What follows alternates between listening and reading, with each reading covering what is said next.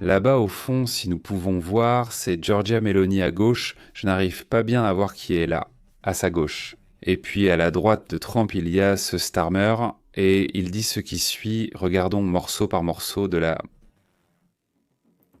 Écoutons le commentaire de Trump. Depuis des décennies, j'ai lu que la Troisième Guerre mondiale débuterait au Moyen-Orient, mais cela n'arrivera pas.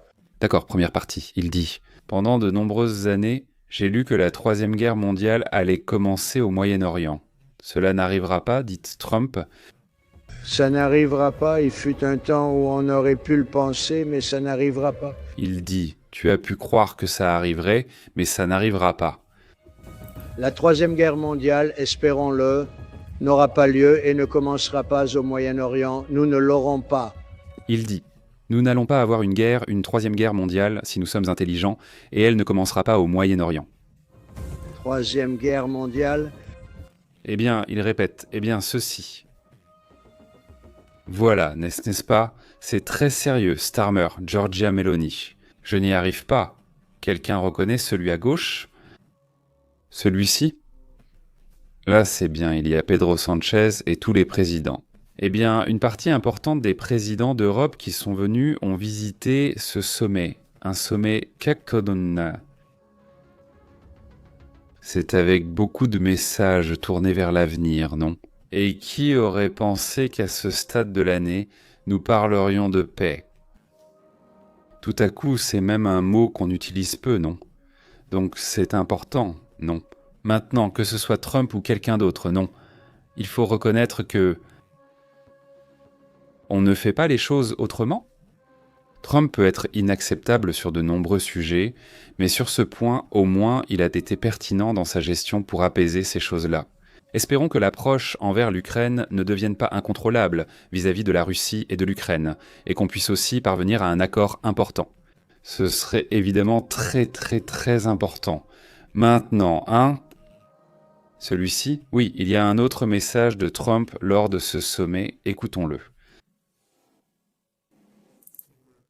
En réalité, dans les phases 3 et 4, cela ne va pas être divisé aussi simplement. Nous pouvons être très avancés sur certaines des choses que nous avons dit que nous allions faire.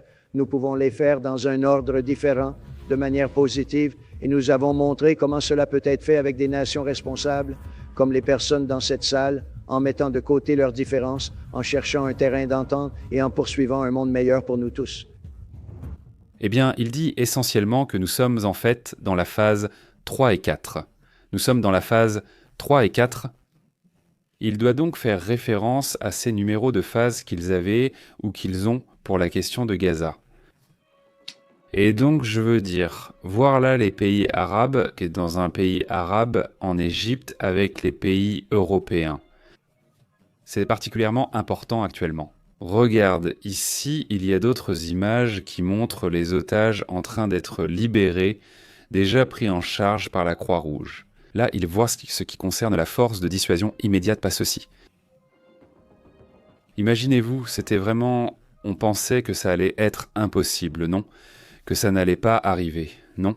Surtout dans la dernière phase, quand ce Netanyahou était aux commandes. Déjà très directement lorsqu'il prenait tout Gaza. Ça a été, en partie, c'était un certain effet de levier dont Trump a profité pour mener la dernière négociation par là, non? Celui-ci dit ce qui suit, regarde ailleurs, aussi ici lors de ce sommet. Écoutez ce qui suit. Tout a commencé à se mettre en place. Je connais beaucoup d'entre vous depuis si longtemps. Vous êtes mes amis, vous êtes des gens formidables. Il y en a quelques-uns que je n'aime pas particulièrement, mais je ne vous dirai pas qui. En fait, il y en a même plusieurs que je n'aime pas du tout. Mais vous ignorerez toujours qui ils sont.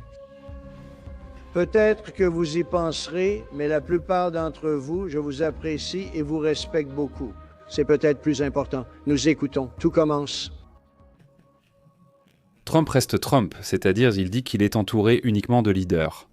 N'est-ce pas ce qu'il dit? Eh bien, il dit « Je les aime tous bien ». Bon, il y en a certains que non, n'est-ce pas?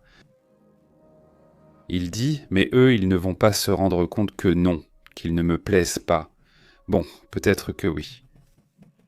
Et ce Pedro Sanchez, de quoi? Ah, ce serait moi. Non? Eh bien oui, évidemment. Pedro Sanchez serait l'un d'eux. Je ne sais pas, je ne me souviens de personne d'autre par là. Voyons si vous vous souvenez de quelqu'un qui ait autant de problèmes avec Trump dans ces pays. Et peut-être un peu.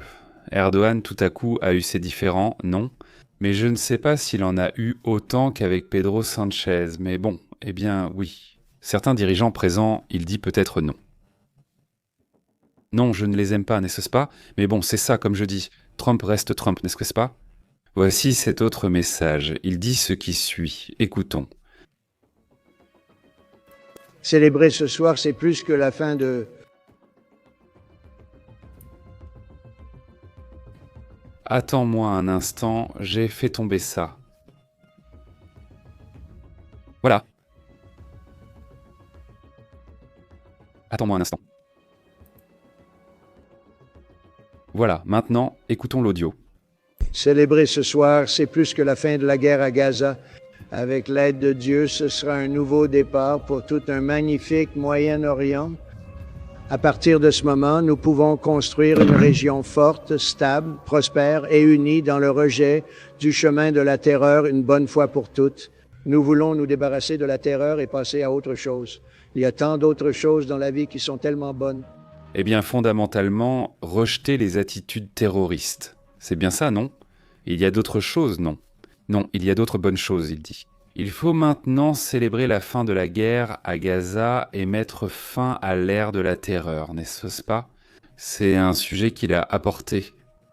Il l'a également mentionné avant la réunion avec l'AESET, n'est-ce pas? Cette idée de mettre fin à l'ère de la terreur, qui est évidemment importante. Comme d'habitude, Giorgia Meloni fait des grimaces, n'est-ce pas? Je veux dire, c'est quelque chose qu'elle ne peut pas éviter. C'est comme une caractéristique, je suppose, d'elle, n'est-ce pas? Mais si tu fais un zoom sur son visage, rien que sur son visage, elle fait toujours des trucs un peu curieux, non? C'est ça aussi. Eh bien, une partie des messages que Donald Trump a transmis lors de cette réunion, lors de ce sommet. Passons au message suivant. J'ai même ma fille ici, Ivanka. Ivanka, s'il te plaît, lève-toi. Ivanka est ici. Wow. Merci, Ivanka. Eh bien, cela attire l'attention sur sa fille. Ivanka Trump est là, et Ivanka, eh bien, elle a été très déçue par la politique, d'après ce que l'on sait, depuis le premier mandat de Trump. Et vous voyez, elle n'a pas participé. Le fait qu'Ivanka Trump apparaisse à cette réunion montrerait donc l'intérêt qu'elle a apporté, eh bien, au sujet de la pacification. Il agit avec assurance, c'est sûrement pour ça qu'il s'en vante. Il se vante de la présence de sa fille, sous-entendant qu'il n'est plus intéressé par la politique, même Ivanka Trump étant là. Mais cette fois-ci, eh bien oui, elle est bienvenue, non? En gros, non. Et celui-ci? Et passons au dernier message de ce sommet, puis nous irons à un autre direct que nous avons en attente. Au fait, ici, à ce moment-là, il fait essentiellement l'éloge des dirigeants mondiaux, enfin plutôt des dirigeants arabes, qui ont participé à cela. Je vous l'avais déjà dit, mais je n'avais pas vu la vidéo ici. Yvan, regarde. Nous avons été aidés, en particulier par les pays représentés à cette table. Je dois dire, pour moi, vous avez été fantastique et votre pays est incroyable. Je ne pense pas qu'on vous traite équitablement. On parle de vous comme si vous n'étiez pas une bonne personne, alors que vous êtes quelqu'un de bien, un peu dur. Mais vous êtes entouré de tout le monde et sans vous, cela n'aurait pas eu lieu. Je veux simplement vous remercier beaucoup, Qatar. Bon, voilà. Président de l'Égypte, il y a d'autres dirigeants, d'autres présidents arabes. Du monde arabe, disons qu'ils les remercient de les avoir amenés au Qatar, évidemment, puis en Turquie, en Égypte, etc. N'est-ce pas? Regarde là-bas à droite, il y a Erdogan. Au-dessus de moi aussi, il y a Erdogan. Là-bas, d'autres présidents et dirigeants aériens les remerciant. Qu'ils aient bien participé, et oui, ils ont tous joué un rôle important dans les accords. Si l'un de ces dirigeants puissants d'Arabie Saoudite s'était opposé au plan de Trump, le plan n'aurait tout simplement pas fonctionné. Donc, eh bien ça aussi c'est important, non? Au final, des personnages qui ne s'entendent peut-être pas tous aussi bien les uns avec les autres. N'est-ce pas? Erdogan, on voit bien son visage, un peu morose, non? Des commentaires rapidement, car on doit passer à l'autre direct, non?